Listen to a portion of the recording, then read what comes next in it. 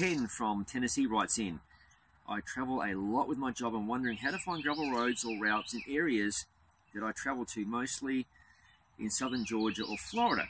I see dirt roads from the interstate and always wondering where they may lead, but find nothing on them when I search for rides. Also, what do most people ride in Florida where there's lots of sands on their back roads? Do they use a mountain bike or a gravel/cross style bike?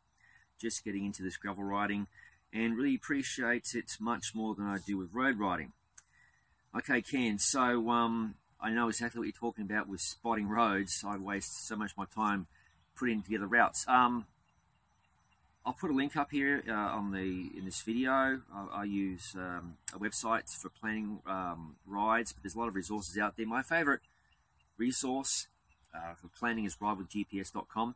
You can often search those sorts of websites for, say, the town that you're in, and I use a keyword like dirt or gravel, and maybe you'll find some other guys' rides or routes. So that's a good tip. The other thing is, if you've got time, you know, you're going to have to sit down simply and just try and plan out a route and look at satellite maps. That's exactly how I plan routes. And a lot of times you have good luck and sometimes you have bad luck. I've been scroogled, as I say. That's led astray by Google. And sometimes the route doesn't really work out. It goes to some guy's house or a private road. So that's a risk you take with going exploring, but you have a lot of fun. In terms of sandy spots, we have sand around here sometimes in certain areas, certain roads. And bigger tyres are better for sure. So the bike right here, it's got a 650B wheel set, and that's a Terrain Elwood tyre. It's a 650B by 47mm tyre. Actually measures 50mm on these wheels. These American Classic wide lightning wheels. So most of us, we run wider, at least a 40, but when you hit deep sand, even that destroys a 40. You know, you're looking 2-inch tyres are really the way to go if you're going to be doing a lot of sand riding. That's not the sort of riding I enjoy. And there's some really sandy spots down in the Ocala Forest where there is a lot of sand, so I try and avoid that sort of stuff. But a 40 at minimum, without doubt. So I hope that answers your question.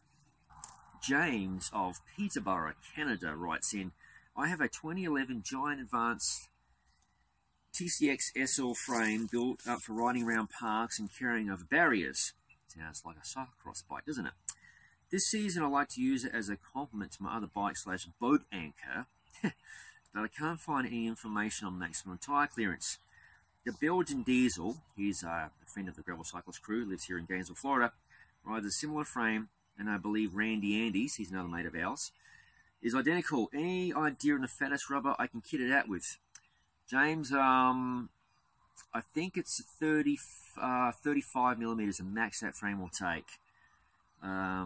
So you've kind of limited with options. The tyre I'm going to recommend to you, again, for that width is, without doubt, the Panaracer Gravel King. It's one of the greatest all-round tyres. Its only drawback is mud.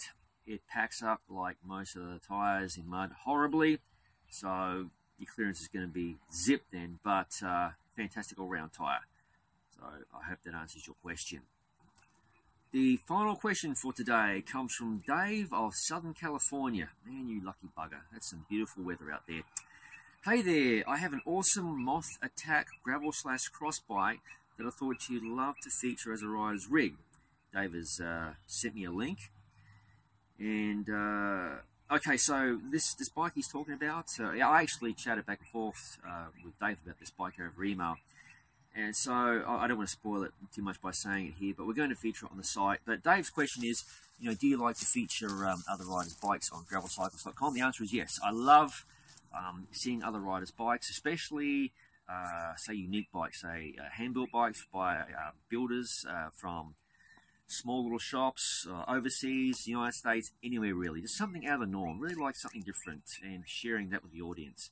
So if you're interested in sharing your bike with the Gravel Cyclist audience, simply drop us a message to either the Facebook link, you can also get us through the contact page, or you can always send a question into Ask the Gravel Cyclist crew, and I will follow up with you. But yeah, love to share bikes.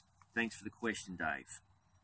Okay, trendsetters, that concludes this segment for today. I hope that I did a good job answering most of them. So Please send in any questions you have for our next round of Ask the Gravel Cyclist Crew a Question, and we'll do our best to answer them in a timely manner. Thank you, and have a good one.